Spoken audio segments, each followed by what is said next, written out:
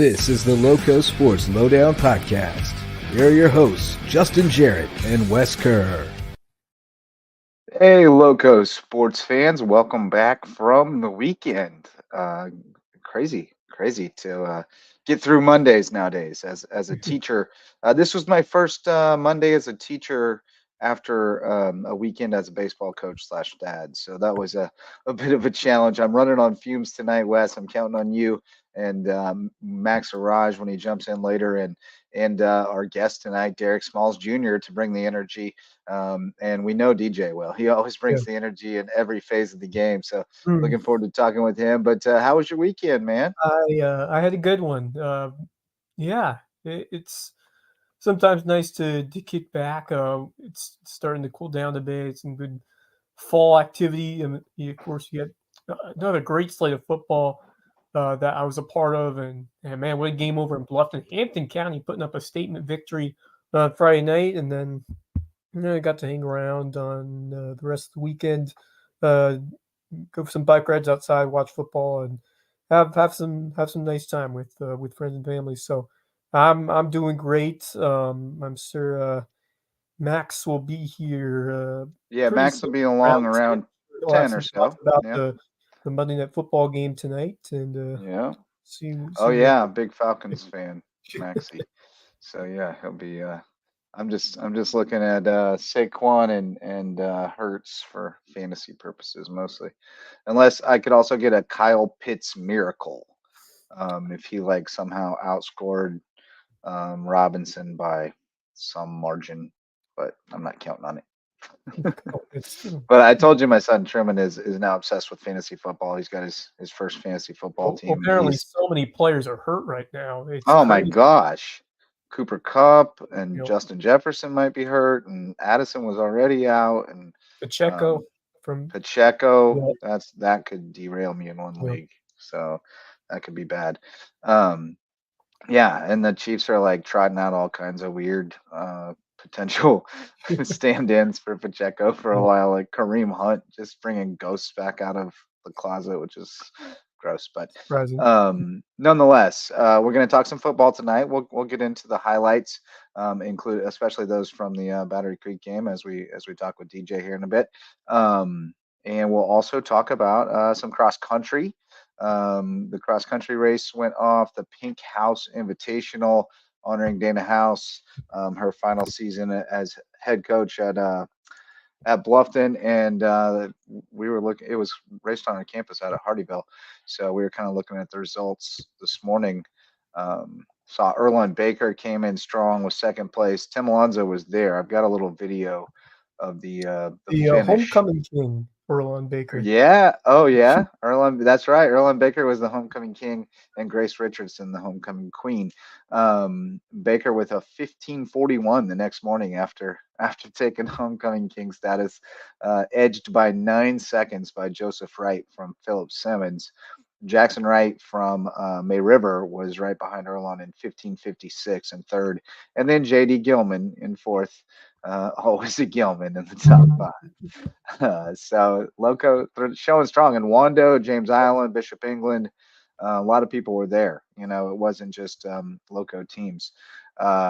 Sebastian Frickel from JP2 with the 16:20, and Blake Hubick with the 16:21. So they were right there, 12th and 13th. Really solid showing from the boys from the area. And let's see, Wando took the title, and James Island second, Bluffton third, Philip Simmons, Hilton Head, May River. So there you go. That's kind of your first look at. But Bluffton, Hilton Head, and May River were separated by 6 points. 107 to 113 was the range, and Philip Simmons fell in that range too. So it is very narrow margins right now. On the girls' side, top finisher from the Lowco was Julia McKenna from Hilton Head in 1910. She finished 8th. Giada Carge from Bluffton was 11th in 1925. Ayla Reynolds from JP2 was 12th in 1933. So that's the top ones. It looks like the Bluffton girls came out pretty strong. Waiting on the team standings to load. Philip Simmons took it, then Wando, then Bluffton in third. then James Island, Bishop England, Hilton Head, May River. So Bluffton looks like the strength of the area on the girls' side.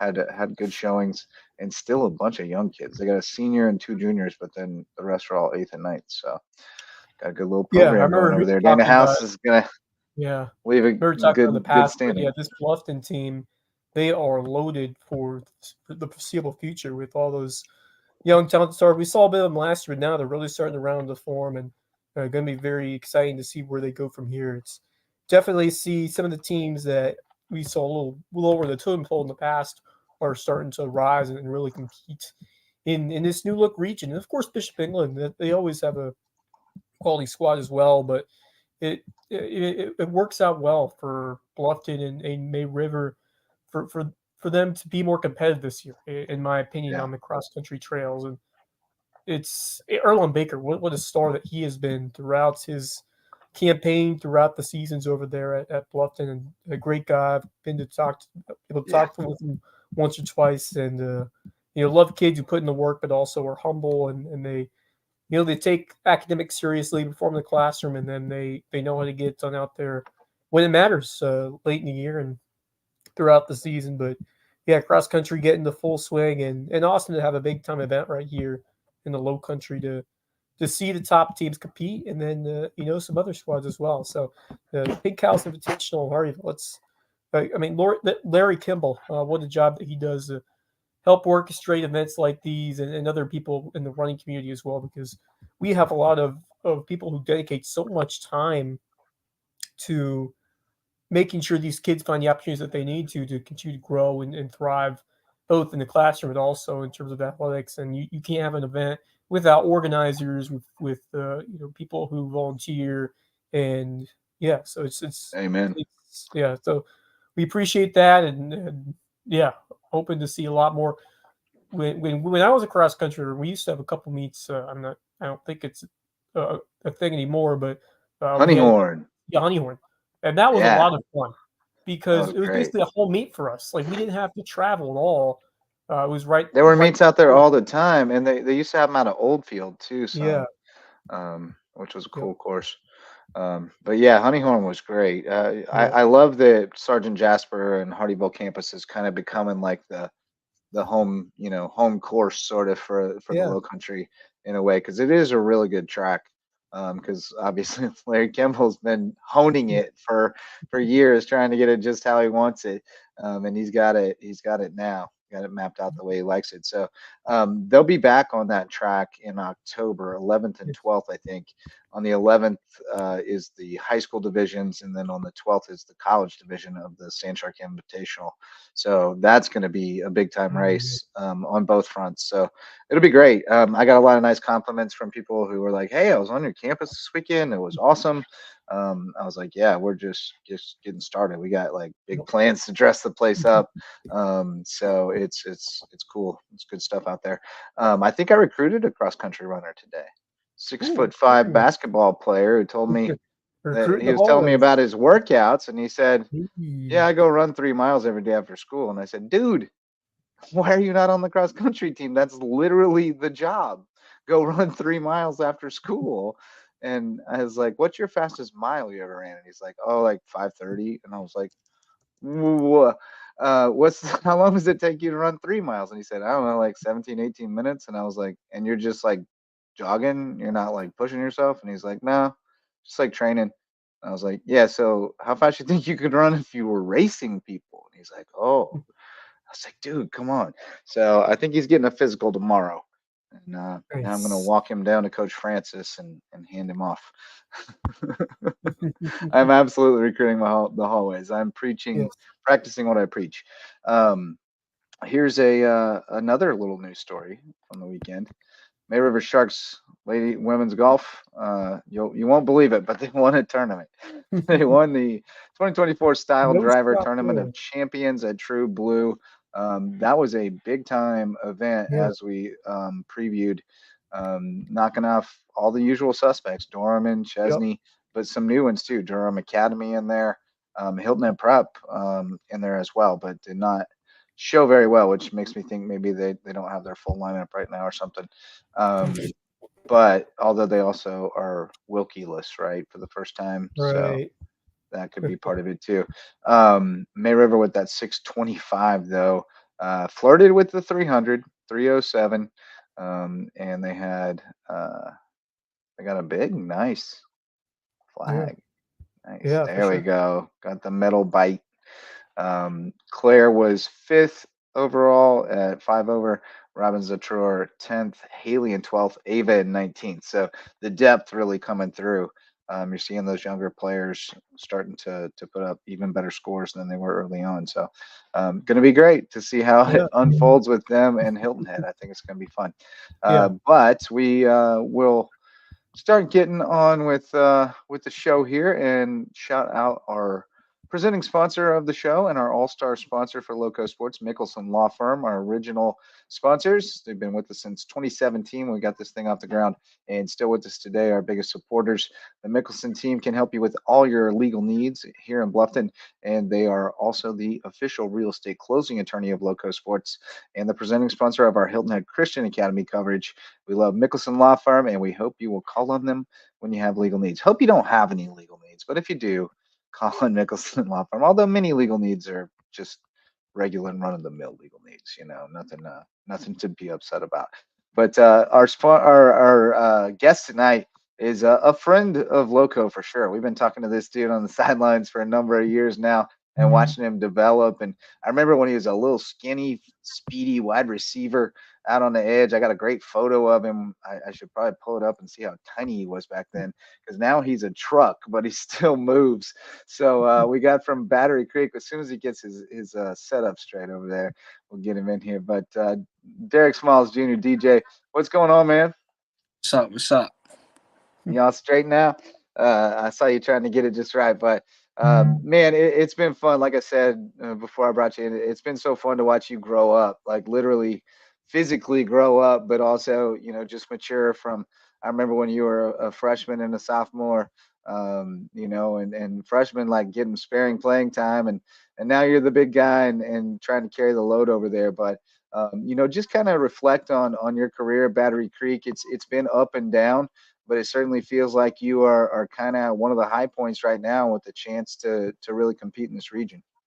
I really feel like I've come a long way, but like the program itself has come a long way, especially with Coach Susie coming in Yeah. since my junior year last year. Yeah. Cause year I feel like we had a lot of weapons, but I don't really like, not to bash my seniors, but like it wasn't what we needed. Like they didn't give the Yeah. seniority that we needed in the leadership. But now I feel like with the role modeling and things that we have going on now, at our school, I just feel like we'll be like everything's just looking better for our program now. What did you learn the most as a team and just yourself from that first year under Susie, and what did you take with yourself as you got ready for this season, and what have you been most surprised about just with how the team is clicking and how you guys are playing in the field in this 2024 season so far? Honestly, the biggest thing that I've learned about me myself, or like that I've had to learn, was to not let my teammates see when we're down. We know like the game's out of reach. I can't like let them see that I'm beat. Like last year, we used to show that a lot, and I had to learn.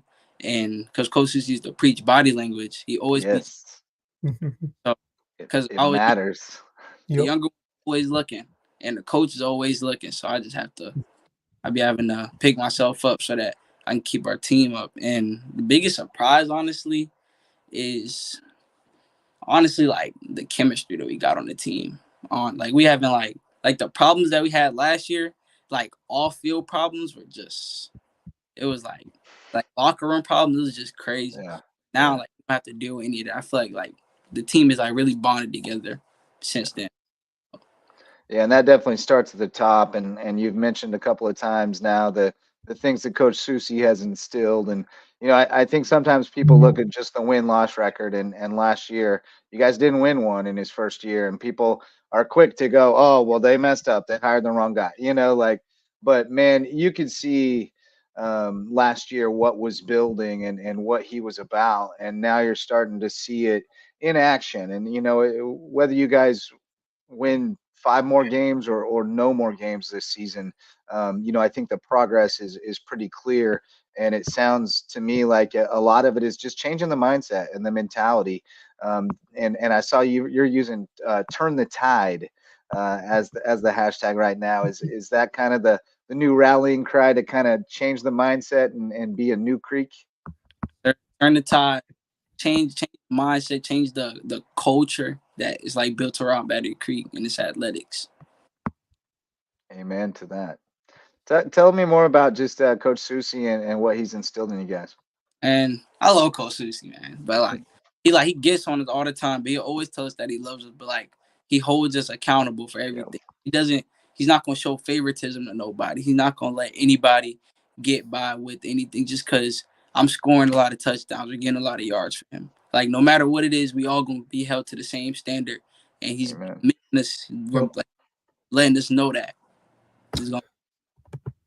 Yeah, that's what it takes to be a successful team, and he's a great coach, and I'm really impressed of what he's done, especially in the second year, building on what the foundation that he laid in year one. But you guys are off to an excellent start. Just picked up another outstanding win. How about the way that defense played against Bethune Bowman, shutting it down on Friday night? So just talked about how well you guys played as a whole on Friday to pick up your second win of the season, especially defensively. Honestly, defensively, we've I really like we're really locked in. We know that our defense is what's gonna win us these games. So we've been taught, like Coach Jordan preaching, we can't win without hit. So we spell win with hit.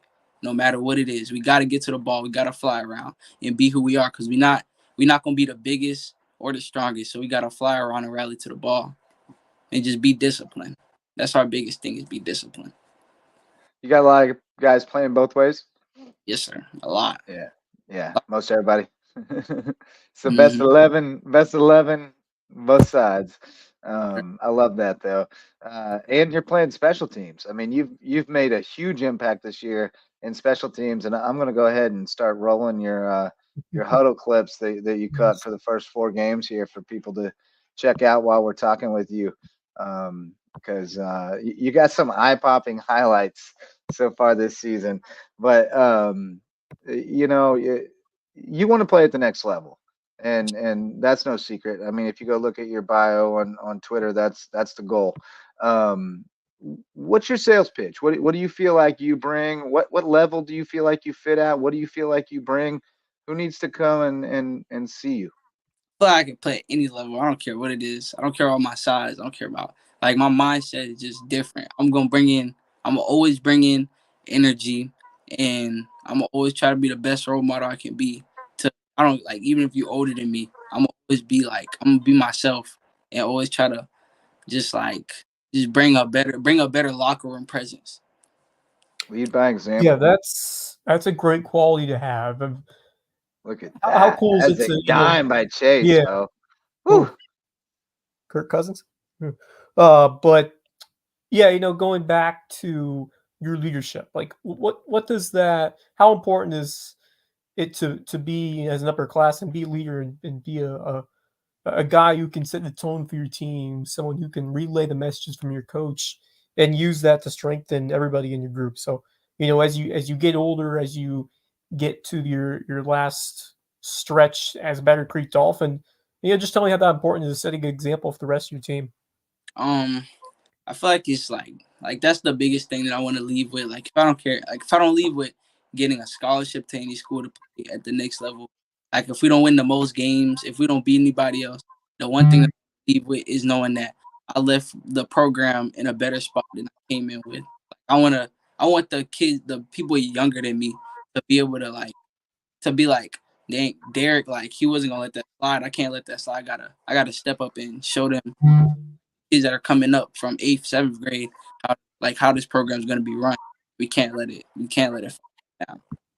That's right. You got to build a foundation strong enough that it can't fall down when you leave. That's exactly what you got to do. Seeing some crazy highlights here, man. And again, I remember when you were a skinny little beanpole that was flying around still, but there wasn't a whole lot of meat on the truck. Coach Susie talked a lot in the preseason about how much you guys fell in love with the weight room. It looks like you have. Sure. It's my summer, especially this summer, and since off season of last year, we just been trying to just get some meat on our bones. Like we saw that we were one of the smallest people get pushed around, and we didn't want that to happen again this year. Dude, that pancake just now was amazing. I texted you about that one, I think. Yes, sir. That was unreal. What you got, Wes? Yeah. A big one coming up this week. You guys get Beaufort, and very surprisingly, the Eagles are coming into this game winless. So you know that they're going to be playing with a lot of hunger and intensity. So it's a former region matchup, but always a great rivalry between two local schools. So how hyped are you for the opportunity to play against the Beaufort Eagles on Friday night? I feel like we just taking any other game. Like we're not going. We're gonna know that this is the team that we need to beat because like we trying to make history. But at the end of the day, we gonna stay stay true to what we do, and we gonna come to play no matter what it is. Dude, that chase down. I'm sorry. I gotta back it up and see that chase down again. It's so great. I love it. Tell me about this. Tell me about this. You're like, no way. Oh my God. Look at that close speed. All right. So tell me about the track. You're a track guy, right? Well, Yeah. What do you? How's track going? Track. It's been I do baseball and track. I play. Oh, okay. Yeah, that's right. The track. I just started running the 4x1 this year, and I normally do the 400. But other than that, yeah. Well, tell me about that because I mean that's something that I've encouraged more kids to do with track in particular in the spring. You're playing baseball or softball, you're playing soccer. There's no reason why you can't also run track in my mind. Track is Even if it's just going to compete on the weekend, I mean, why not? If you're playing soccer, you're running a ton anyway. Why not go run distance on the weekend? You're probably doing a 2-mile jog on the weekend anyway. So tell me about balancing that, playing baseball and running track. I will go to every day after school. I'll have to rush and go to track practice for an hour, and then I'll go to baseball practice for an hour. And since my baseball games will be on the weekdays, I'll just play my baseball games. Then I'll wake up on Saturday, and we'll get up and go to our track meets, and that's all it will be. Staying busy in the spring. Yes, sir. I love it. Yeah, that's great. I mean, that's what you want to do, and the fact that you're playing baseball, you're spending some time like learning skills in different sports that kind of sometimes translate to the football field, and even if they're not the best complement, just the ability to play different roles for different teams is always important when you go from sport to sport. So, what have been your favorite moments in terms of the track and then playing baseball, and how have those experiences lent you to what you're doing on the football field?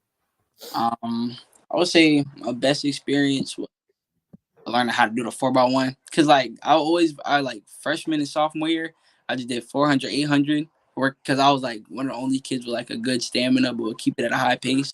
So I started doing the 4x1 and then I thought it was like complicated. It's like I just liked it, and then like having a team to like bond around, it just made Gas you up. everything. Yeah, you're a team guy, so that brought that team aspect to the individual sport and made it hit you in the right spot a little bit more. So I get that for sure. Going back to this game against Beaufort on Friday, how do you feel like you guys match up against them? It's historically this has not been a good matchup for Creek, but if you look at this year. We don't know. We expect Samari Bonds and Amari Patterson will be back on Friday. That's the word on the street. But regardless, it feels like you guys have a little more, a few more horses in the stable than you have in the past years, and this might be a more competitive matchup than we've seen. How confident are you guys going into this, knowing that you can attest that in years past maybe the team wasn't so confident going into this matchup?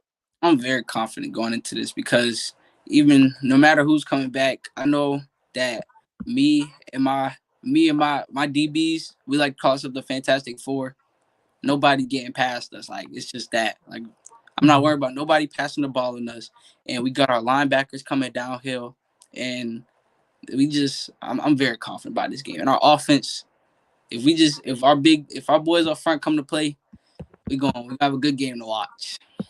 Yes, I'm pumped. I still have to choose where I want to go, but I'm sure we'll get at least somebody out there from our Lowco crew to cover this. It's a big game for Beaufort and especially for this Creek team. So I'd we're kind gonna of talk like to about get to that one myself. talk about the opportunity that you have to beat a Beaufort team that is trying to find their identity this year. But how big would a win? How big would it be for a team like yourself? After getting it done last Friday, how big would that be for the Susie coach team, and especially for you? Seeing this team grow in front of your eyes. This game has to mean a lot to you, especially it being a local rivalry.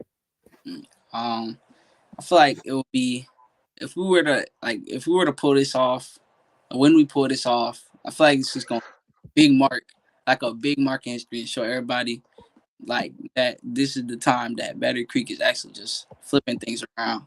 And now we're flipping things around, turning the tide.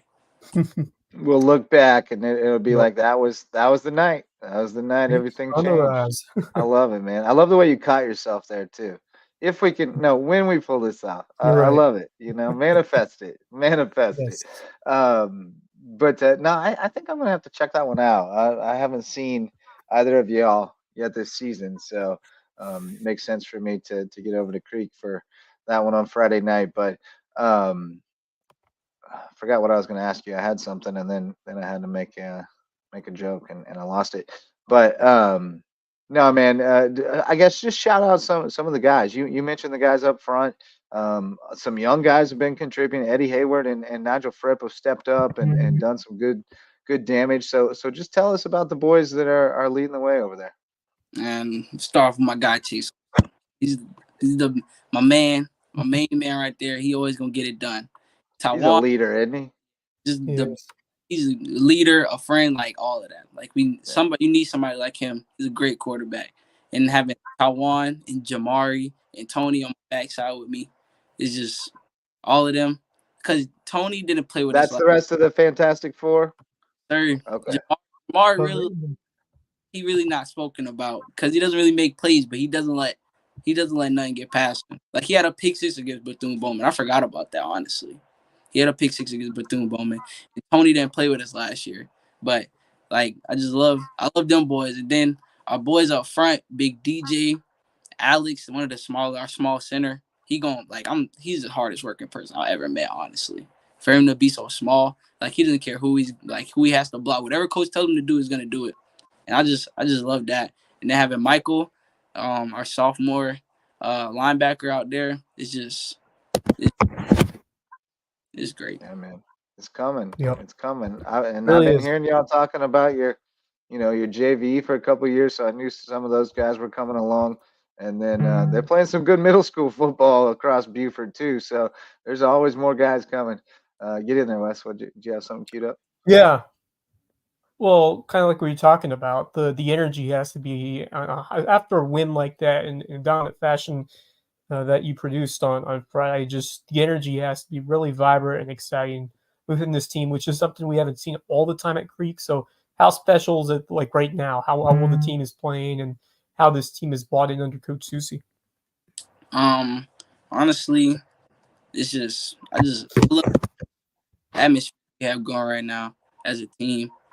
We're all in the locker room. We all it's just it's like just having a bunch of brothers just everywhere. Yes. A big family. And then we got all those coaches being a bunch of fathers, big brothers and stuff like that. It's great. And the energy that we got going on with a bunch because like we don't really have much seniors, but the energy we got going on, especially with our younger group, knowing that we can bring them up to come play with us, and that it's just like everything's just feels like coming together like we needed to. Oh, and Max Arraj has joined us here on the LowcoSports Lowdown. Welcome, sir.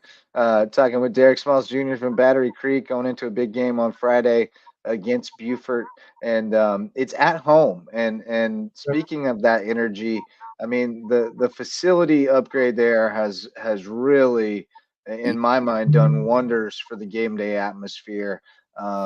Which it's always been, the crowd's always been good at Battery Creek. The energy's always been good, but the atmosphere upgrade really helps.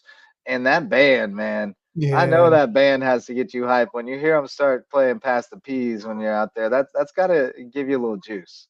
Yeah, I love hearing our band. Like when we go to other schools and hear like going to other schools and hearing their band play makes me appreciate my. Yeah, Yeah. no doubt about it. They Right. bring the heat every single time, especially in the gym, man. You get them Oh in the gym, it gets wild during a basketball game. yes. Gets live in there. Max, you got anything for us, buddy? Um, yeah, I mean, big game for you guys. I know Beaufort's no walkover. That's a challenge and a half for you guys. I know that. But I know you guys are determined and ready for that game. So, walk us through, how important, how much this game means to you guys. This game is very big. Like it's big to us because we would like to make history. We show everybody that this is the flip over, like this is the flip over Old Creek and what's going on right now. But we just gonna take it, prep for it as any other team, and we're not gonna look too much. We're not gonna think too much about it. We just about to play them how we'll play anybody else. Just get it done. Well, and ultimately, it doesn't have as high a stakes as every game after that. Every game after that's more important than this one. So, and speaking of which, you're in a new region that is, a lot of teams that people in this area aren't terribly familiar with.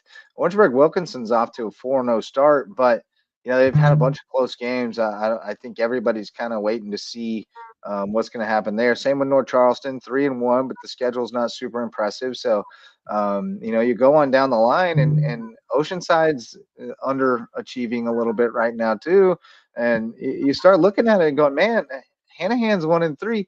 Are you guys talking about region championship right now? Is that feels like it's not completely out of the picture, right? We've been talking about region champion. We always keep that open. We know what we can do.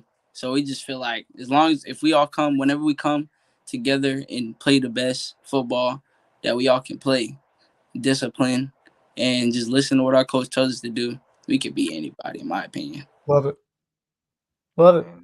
That's all it Amen. takes. You go out and compete for as long as you can, and maybe you got a shot in the fourth quarter, right? I mean, just fight, and see if you can have a shot at the end. And you guys have come up with some big plays and some big spots. That JP2 game, I know, meant a lot to you guys after a tough loss against Hilton Head Christian. You really wanted to come back and get that one. Tell us a little bit more about that game and how much kind of pressure you guys put on yourselves to get that win. After the Hilton Head Christian game, honestly, because I honestly expected us to come out and win that game because of the offseason energy that we've had, like with 707 practice, all of that. I really wanted to come out and beat that team, but after losing to them, it really just fired. I feel like they just fired us up more and made us like even more hungry, knowing that like seeing what we can do, but just not being able to execute to finish it off and get the win. Like just knowing what we can do, and then finally displaying it and getting it done against JP2. It was just like that meant a lot, but like it didn't satisfy at all. Yep. Heard that.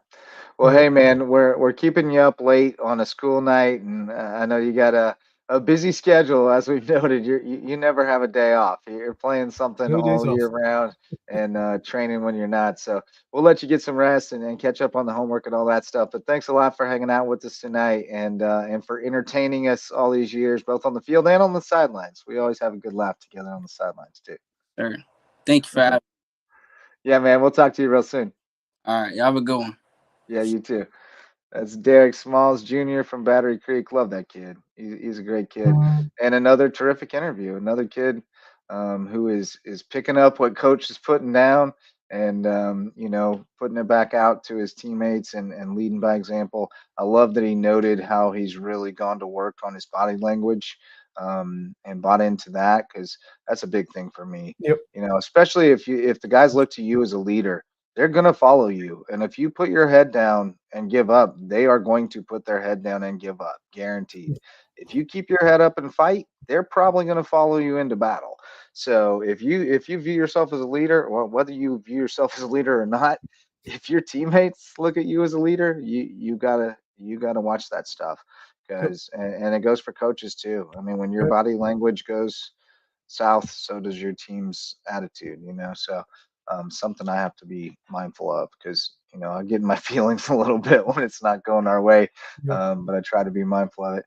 But anyway, before we go any further, we'll shout out the MVP sponsors of LowcoSports, starting with Base Hit Life, our new apparel sponsor, providing great baseball and softball apparel, all kinds of cool styles. You can check them out at basehitlife.com, and we'll get a few of the styles pulled up here for you to check out while we're going through the other MVP sponsors. We also got Homegrown Home Inspections. Our official home inspector, Jan Lucas, and his team are the best in the Lowco when it comes to home inspections, and they will get you set up, make sure you're good to go. If you're building a new home, they'll check on it every step of the way and make sure it's built right with Homegrown Home Inspections. And Hospice Care, the Lowcountry official hospice provider of LowcoSports, providing hospice care, palliative care, free grief counseling, and much more at Hospice Care, the Lowcountry, where it's not about dying, it's about living. And we're also adding to our MVP sponsor roster the USCB Center for Lowcountry Hospitality Education, headed by our friend Coach Beach. We've got all kinds of stuff going on with them. We're filming Under the Bus over on their campus at USCB. We're also talking about starting a new podcast with them to promote tourism on Hilton Head and in Bluffton. So we got all kinds of things going on with them, and they can also let you know, inform you more about the area with their Island Ambassador and Bluffton Ambassador programs. And if you do the Bluffton Ambassador program, I will present it to you. So, and if you do Hilton Head, it'll be Coach Beach, who you also know from the show, and she's wonderful. So, yeah, we love USCB. They're our friends. You can catch Sandtrack Rewind. I'm sure it'll be back on Sunday night. How about these Yes. women's soccer, which is a nice segue to what we can talk about next. Perfect. How about this start for USCB? I mean, just for the soccer team, which I expected them to be another solid group this year. And there were some questions to be had about bringing a new coach, especially like midway through, but obviously he has been with the program before, and they have gelled very quickly. Heck of a performance over the weekend. 1-0 win with Sinbad Anderson providing the lone goal and penalty kick to beat Lynn, and then a draw just today at Palm Beach Atlantic 3-3. So lots of scoring. Cassie Martin, Izzy Amphlett, and then Sophia Willis. So Willis now with 2 goals already, just a freshman. Amphlett also with 2. So those young players are stepping up, and Cassie Martin getting her first. So that's nice to see in just the 4th minute. So a lot to like about USCB going up against some very difficult teams over the stretch. And now that that was their last non-conference game before Peach Belt play begins coming up on Saturday at Georgia Southwestern. But Max, I'm not sure how much you've seen, if you've seen any of the highlights of this USCB women's soccer team, but it's a fun group. And talk about what they lost with Mari Calvatin, but with the depth that has come on, they are looking as strong as ever this year, and maybe even more deep than we have seen in the past. So, Max, you got to come out if you have time, or at least watch the stream of the North Georgia game coming up on the 28th. That should be a soccer Donnybrook. Yeah, absolutely. I mean, that game against Lynn was a real huge win. I didn't realize how big of a win it was until I read on USC Athletic website of how big of a win it was for them. Lynn, I believe, was ranked 21st in the country for, I believe, D2 athletics, Yep. That's a huge win for USCB, and it shows that they have confidence early on in the season, which is really, really good thing for this women's soccer team as they continue and start conference play in just the next couple weeks or so. So I'm really impressed by them. I've watched a bit of the film, a bit of the streams that we've had on the Sand Shark Game Day Network, and it's been fun to watch these girls play. They are really something special, and I really see them taking a run at a potential conference title. I think they're that good. I really do. I don't know enough about the Peach Belt to say one way or the other, but I do know that they were up. This is a weird game today. They were up 2-0, 6.5 minutes in, and then gave up 3 in a span of 9 minutes, and then got the equalizer 9 minutes later, and then nobody scored for the rest of the game. That was the 47th minute was the last goal. So weird game. But they were up 2-0 and had not allowed a goal in 335 minutes. You're feeling good right there. And they give up 3 in 9 minutes. It's like, oh, we thought we had this game figured out, and then it punched us in the mouth. But no, great comeback, great rally after that to get up off the canvas and get one right back and then hold it there. So I would say that most likely if you told them they went down there and went 1-0-1, they would have signed up for that. They would take that all day for sure. Absolutely. Yep. They would have signed up for that. Really impressive stretch there for USCB soccer. By the way, your Falcons take the lead over the Eagles with Kirk Cousins touchdown pass. Let's freaking go. Wasn't the I was hoping for Kyle Pitts. But Kyle Pitts miracle. Pitts had a touchdown this year already. I'm already happy. Yeah, I know, but I didn't have, or I needed one. Oh, you need tonight, the fantasy win tonight. I need one tonight. Yeah. For the miracle, the Kyle Pitts miracle to come true. Yeah. So yeah, the Sand Sharks are on the road for one more Saturday against Georgia Southwestern to open Peach Belt, and then they're the big back one. home Yep. against North Georgia on Saturday the 28th. At home. They are on a 12-game home win streak.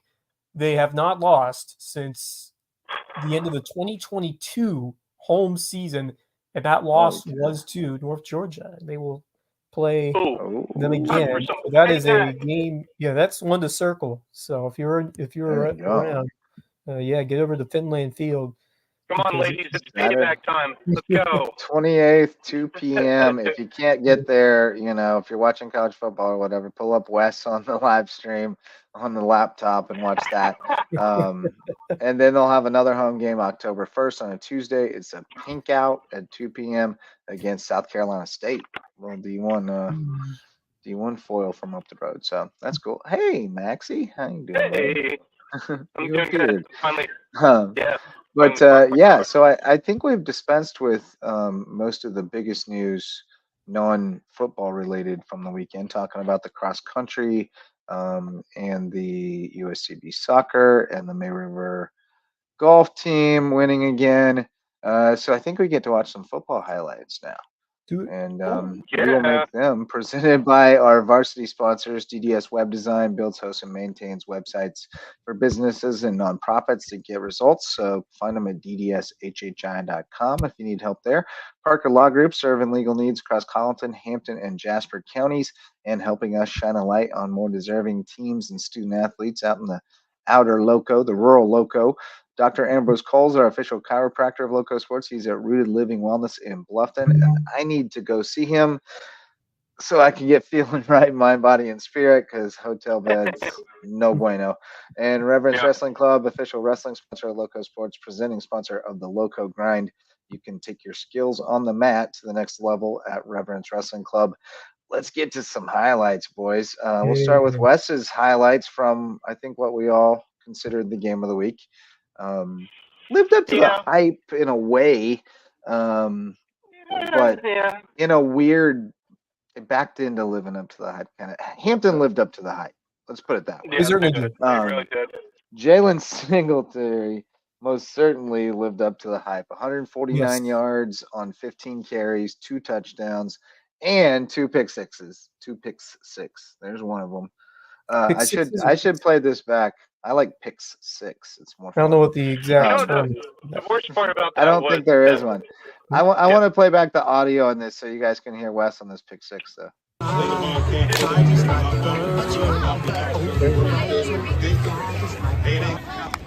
There we go.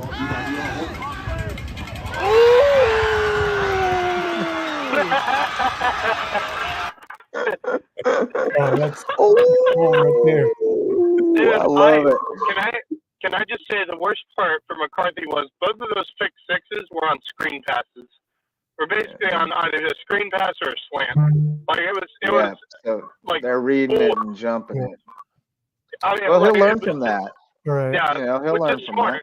Yeah, he will, and that's a good thing. But you know, to do that twice in a game, it just shows Jalen Singletary's athletic and knowledge of this game. It's I love how so they much bring the fun to bell watch. on the road. I That's love I it. love that. yeah. It's of all the things I love about this program, that is my most favorite. That they bring the bell on the road. It's so great. Yeah. Um, Yeah. Go ahead, Max. yeah. Sorry, we talked about it on Friday night after all the games were done. I mentioned this Boston team has to figure out some things. They made mistakes that hopefully they learn from after having some of the same mistakes 2 weeks in a row between both Savannah Country Day and Hampton County. And I hope they can make those fix those mistakes. Because I mentioned on Friday, like, I know this team is talented. They have the talent to be really good, but those mistakes are going to kill you. And I said before, and I'll say it again: you make mistakes against Hampton County, they're going to make you pay for them, and they definitely did in that game.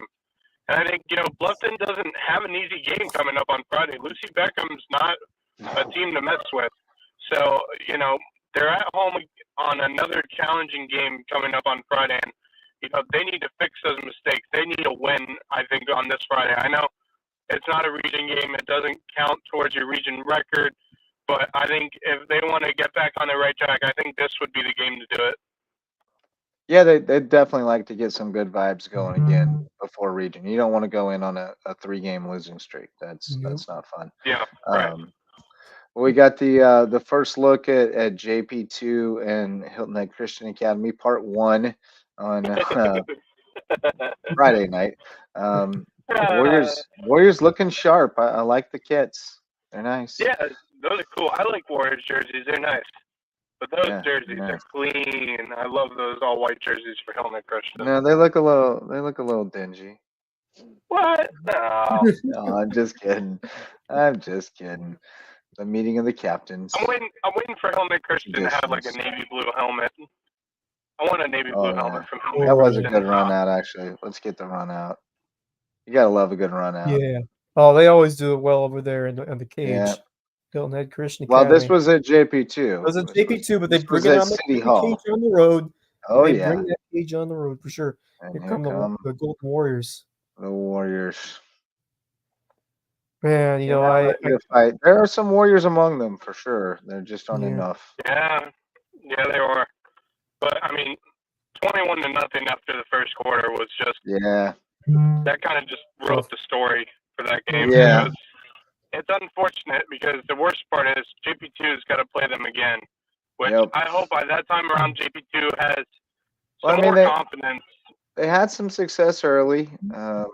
Jolly with a good run. He's a nice back. Then they had another nice run, but then they coughed it up. So here we go. Another good run going, but they forced the turnover. Eagles get on it. I think that's Richardson, 22. But But then this is where Hilton Head Christian Academy. This is where the better team punishes you. I mean, like you said with Bluffton and Hampton. Hampton's the kind of team that when you make a mistake, they're going to make you pay, and that's the same with Hilton Head Christian. JP2 had another good stand on this first series. They got them into a 4th down situation, but McCollum was able to convert it. And then eventually they were able to pop a big one. I don't think it's here. Yeah, I think that's where he picked up the fourth down. It was pretty close, but he got up by like a yard. And then once you got the first down, might as well take a shot from midfield, right? And he's got the big arm. Reed. He put it does on he the ever. money. Oh, It's what a a throw. dime.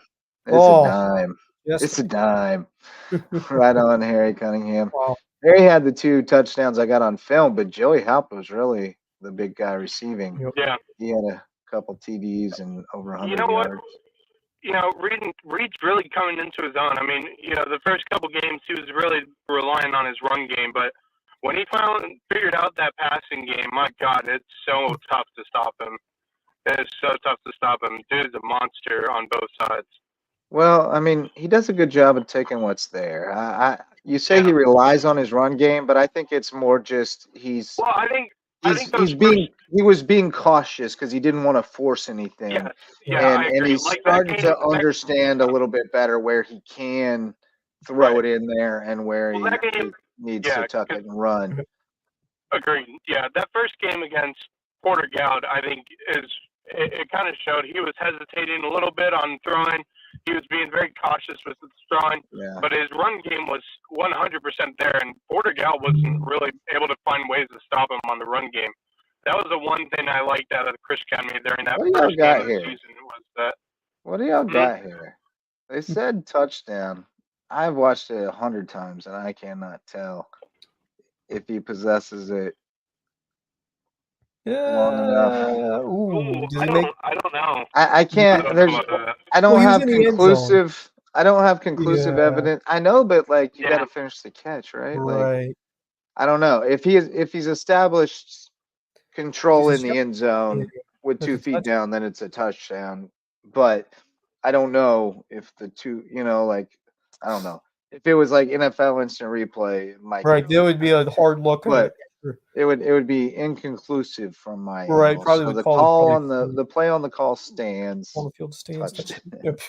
The call on the field stands. Touchdown. Block kick. Block kick. Field goal. Yep. Got in day. Yeah, this Silver Christian County team certainly can show how relentless they are, and not a team you want to face down the stretch this year. Definitely get interesting when you look at the big picture. We didn't really talk about it, but we talked about it on the Lowco Pick and Live on Monday. Class 1A, how interesting is that going to be?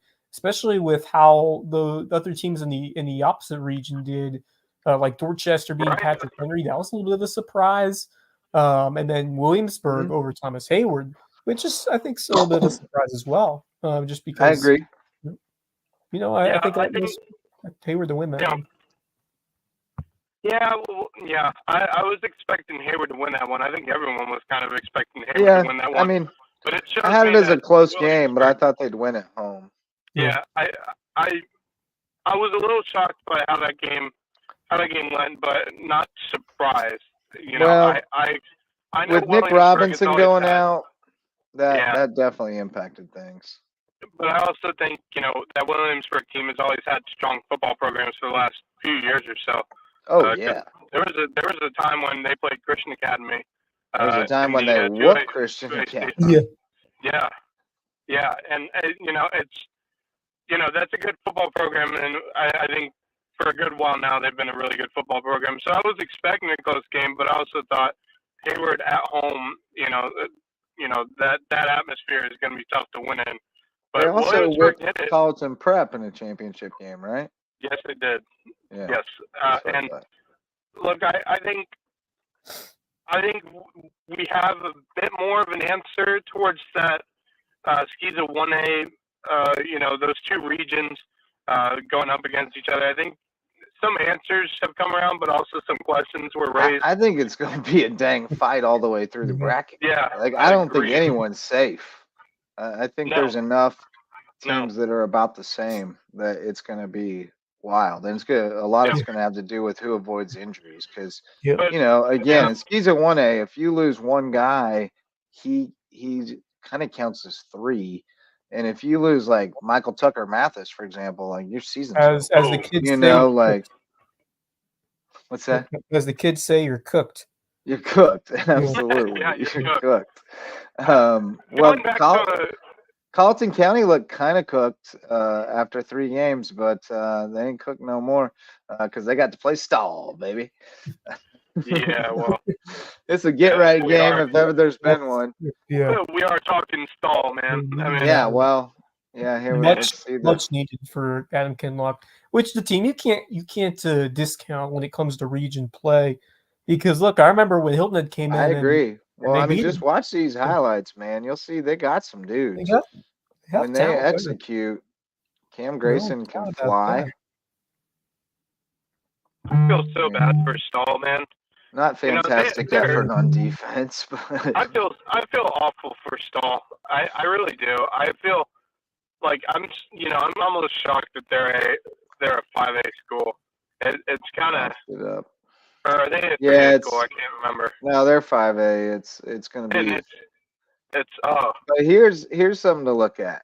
Khalil Frazier playing quarterback made a change back there. He's got little arms, slings it out there to Amari Saunders. They hooked up for 2 TDs. And then Cam Grayson again. Watch this one. Cam Grayson, punt return. It's nice. Zoop. Zoop. Oh, hello.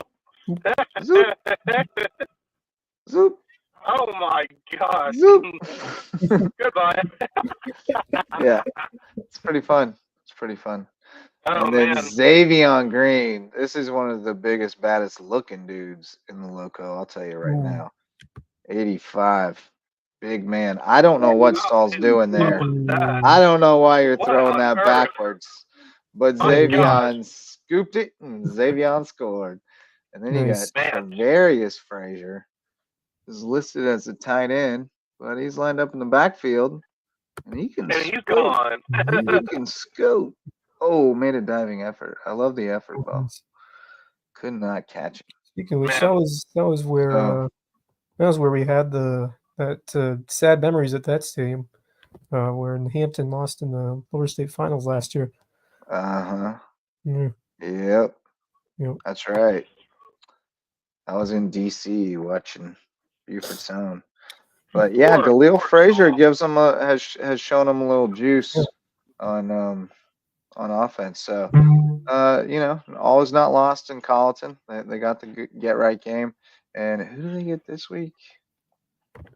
They get off this week. They get off this week. That's good for them. I think that is for them. Big win and then a week off. That's about as good as it gets. And then region play starts. That's a good thing for.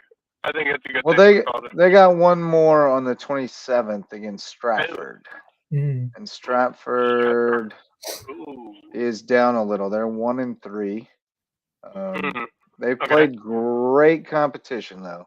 They lost to Somerville by 2 touchdowns, Daniel by 16, Fort D by 2, and they beat Socket. Oh my gosh. Man, yeah, now Fort D got hammered by South Florence like 49-14. So which gave me pause. So there's some weird things going on. There's some weird things going on. I don't know what to make of some of them. They only lose to Somerville by 2 touchdowns is actually pretty impressive. Right, I agree. And playing Fort D tough. They only lose to Daniel by 16 points. Daniel's a powerhouse. I agree with that. Yep.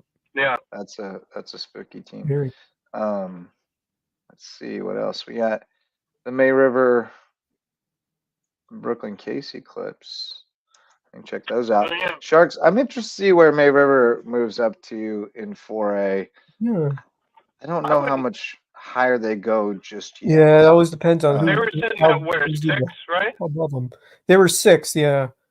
Like I said, it depends on what other teams do in front of them. But that's a really quality win over Brooklyn Casey. I wouldn't put it past them to hit the top 4. I wouldn't put it past them. Yeah, but the reason. Let me look at it. I did my ballot today.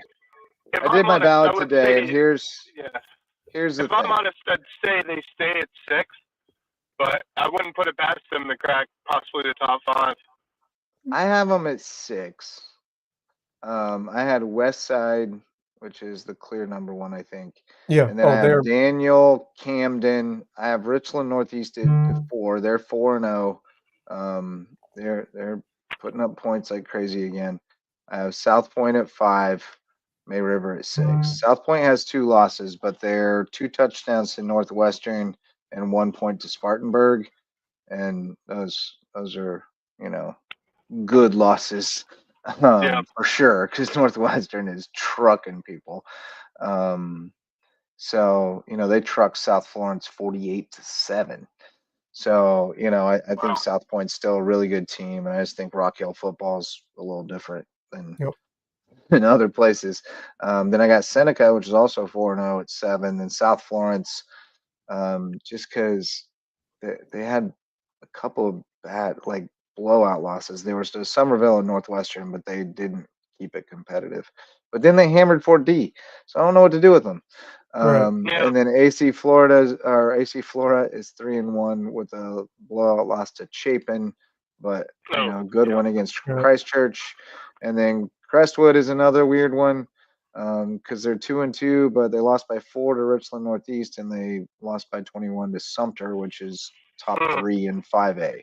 So I don't know what to do with any of these people, man. North Augusta's knocking on the door. I knocked Gray out because they lost 35-0 to Dutch Fork and have lost their last 2 games by a combined 70 points. Who did they play before Dutch Fork? Baylor. I don't know where they're from, but I'm sure there's some national powerhouse. But still, I need you to win games for me to rank you. So at some point, you'll work your way back in there. Yeah, Dutch Fork is no joke. So, I kind of understand that. No, Dutch Fork's incredible. They beat everybody bad, but I'm just saying, it's hard for me to keep you in the top 10 when you're 1-2 and you've lost your last 2 games by 70 points. Yeah, most of the top recruits in South Carolina play at Dutch Fork. So you'll get back in there if you win a couple in a row. I promise. Yeah. But I need you to do it now. I need to see what you've done. Jalen Hurts, touchdown. Eagles back on top. Ooh. They get to 2. It's 2 disputed. 3-point game. Falcons still have time.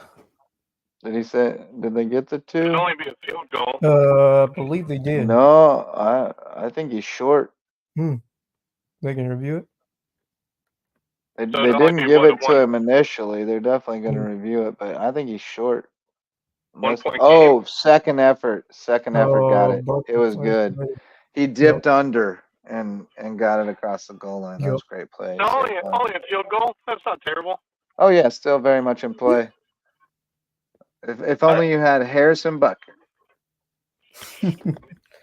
Right, yeah. Yeah, okay. We have Young Wei too. I'm okay.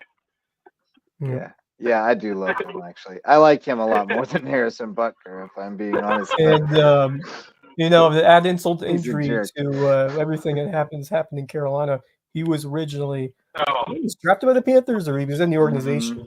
He was. But yeah. Speaking of the Carolina Panthers, I saw today that Bryce Young has been benched. Indeed, he has. Yeah, so the Ginger Ninja. Seriously. They're bringing in the Ginger Ninja. All right. Andy Dalton, baby. Let's go. Yeah, baby. Bring the Carolina Panthers back to glory. Oh, gosh. It's so disappointing to look at the Carolina Panthers because I feel like what they traded to get Bryce Young, and it's kind of just at this moment it's blown up in their faces, and it's kind of sad. Yeah, I don't know how much lower it can get at this point with and they could trade for Deshaun Watson. It all starts from the ownership. And on top of that, to see what Sam Darnold is doing with Minnesota, and then what Baker Mayfield is doing with Tampa, and so where does Baker Mayfield come from? My God, that dude has been playing absolutely amazing this year.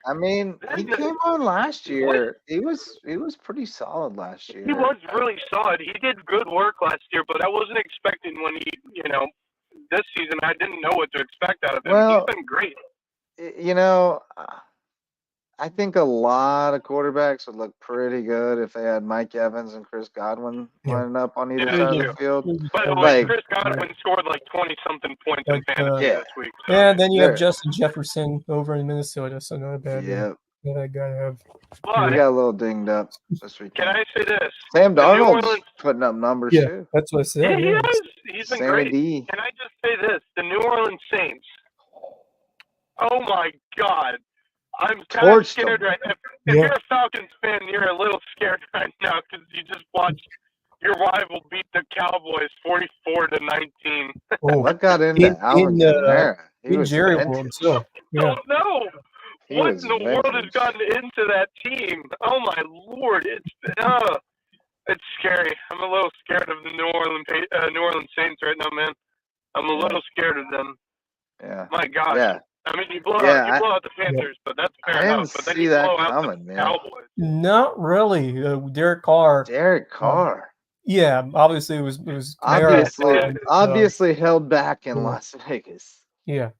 or Oakland or wherever the hell they were playing back But then. give credit to New Orleans. There's been a bunch of different guys. But that offense has been tremendous. He had one good year with Oakland, and that's pretty much it. I didn't know Kamara was like still had that. Like I thought he was starting to lose his step. There are a couple years where he was not the same, but certainly he has revitalized his Yeah. his What was it, career. like 4 I touchdowns for him couldn't or name. I don't think I could name a single Saints receiver What, off the top of my head. Who are their receivers? No. Uh, Is Michael Olave. Thomas still playing for the Saints? I mean, what? Who? Like I honestly don't know anyone from the Saints receiving corps. Oh, Olave. Well, yeah, I know. I've heard of Olave. Chris Olave. Yeah. Ohio Yeah. State. Is Michael Yeah. Thomas still in the NFL? I'm so confused with what he's been doing. I don't know. I'm so confused. I don't know. I'm kind of scared because New Orleans Saints for 2 weeks in a row now have scored more than 40 points. That's a little scary. I It's a know. little scary. It's wild.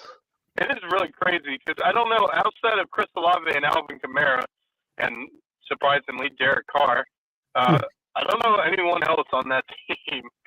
Right? I don't think anybody was looking for that. But their first six drives were all touchdowns. Oh, you know who their OC is? Who? Clint Kubiak. Oh. I don't know if you guys are old enough to remember Gary Wait a second. Kubiak. Yeah. All right, I remember him. Yeah. He coached Denver, or is he was? Yeah, he coached. He was like the Elway's backup forever, and yeah, that's right. then He became. coached the Broncos around the. I think it was around they got to the Super Bowl. He was. Yeah, he won. was He coached the Broncos when they beat Carolina in Super Bowl 50. There you go. Yeah. Interesting. Yeah. Peyton Manning, He's the son of longtime NFL quarterback and coach Gary Kubiak. Yep. He was head coach of the Broncos. Yeah, won Super Bowl. Yeah, Head coach of the Texans. Lucky enough to have Peyton Manning as his quarterback, even at the end of his career. Yeah, that helps. Yeah, that definitely helps.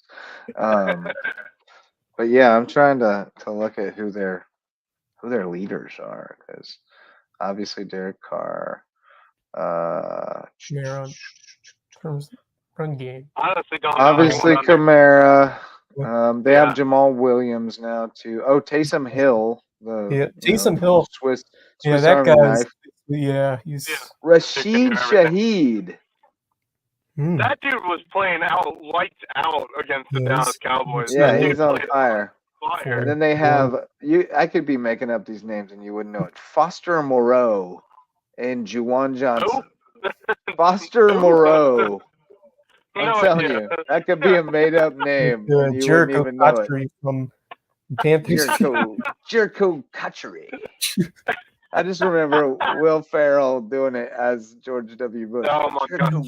Yeah, those names are something you would hear on like the Key and Peele football roster videos and stuff like that. Well, I was commenting on Twitter the other night about Toa. Last night for the Texans, they had a TO''OTO''O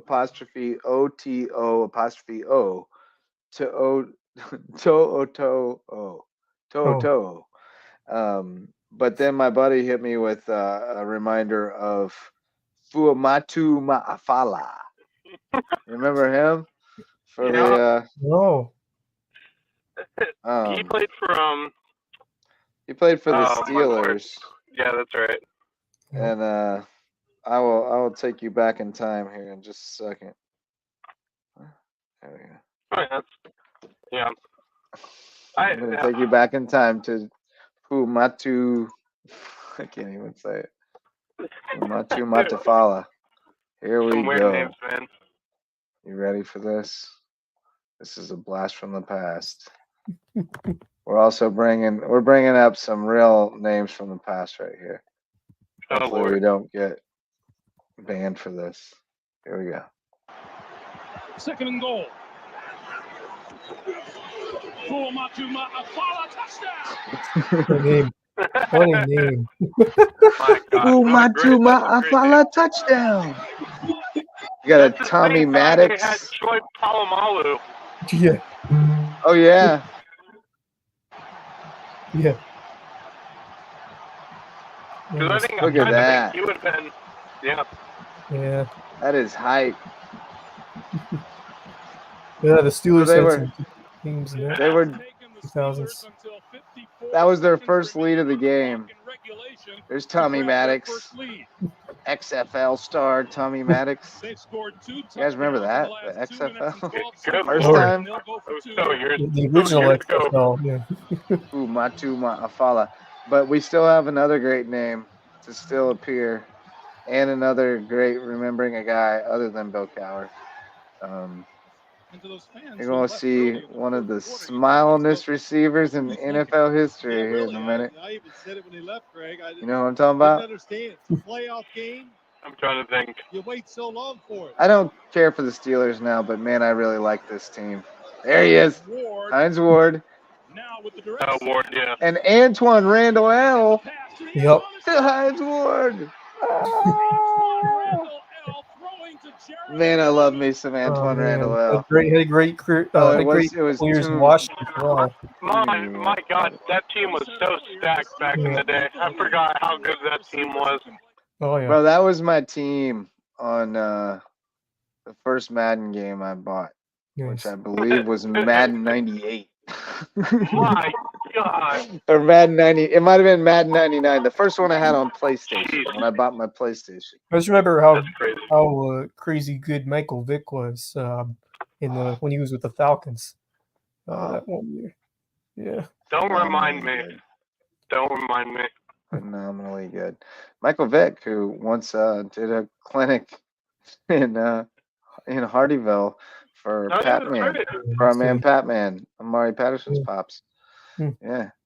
Never know who will pull up in the Ville. That's right. Never know. Never do know. That's right. Didn't Carlo do something? Yeah. Carlo went out there. Yeah. That was cool.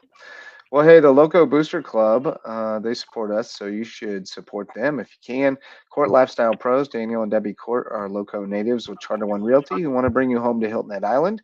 Eagle Creations has promotional items and custom apparel, plus custom gift baskets and much more at their showroom over on Argent Boulevard. They can show you what they can do for you. Jay's Barbershop is the place to be in Ridgeland, whether you need a haircut or not. You can go in for the great conversation, come out looking stylish, and then turn either way for tacos. Or go across the street to Fiddler Seafood. Barefoot Floor Care of the Low Country has floors so clean your feet will thank you. And Chris Odom gave us our thumbs up tonight. He'll get your floors taken care of. Hudson Seafood House on the docks. Get it Andrews Way if you want the best seafood. Po' boys on the island, and you can go check out the great sunsets and cocktails and all that stuff over at Hudson's. It's a Hilton Head Island institution, and they're the presenting sponsor of Under the Bus, which you can find on the Lowco Media Network. Hurricane Sports Cafe in Hampton, great place for food and beverage when you're out that way. And they're also big Lowco fans over there at Hurricanes. Yeah, that's our Lowco Booster Club. I was thinking something else I was going to say, but I lost track of it. I am very tired. 2 days of baseball in Charlotte.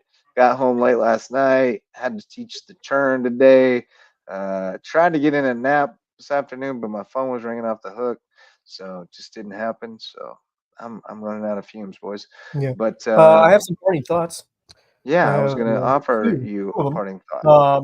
First one is a happy birthday to our very own Nick Pringle. Yep. It's Nick Yes, Pringle's sir. birthday. Yep. That's right. Big Yeah. Nicholas Pringle. Yep. That's Big man. nice. I saw Yep. that today. I saw that was his. Yeah. It was his birthday today. Yep. And what was your other parting thought? My other parting thought is a happy trails to probably one of my favorite broadcasters of all time, the Red Sox play-by-play guy, Joe Castiglione. Oh yeah, announcing that great he one. will retire at the end Hanging of the it season. up. From the Can You Believe It fame. Yeah, he's pretty great. good for You gonna apply? You gonna apply for the job? Hey, well, keep it open. Keep it open.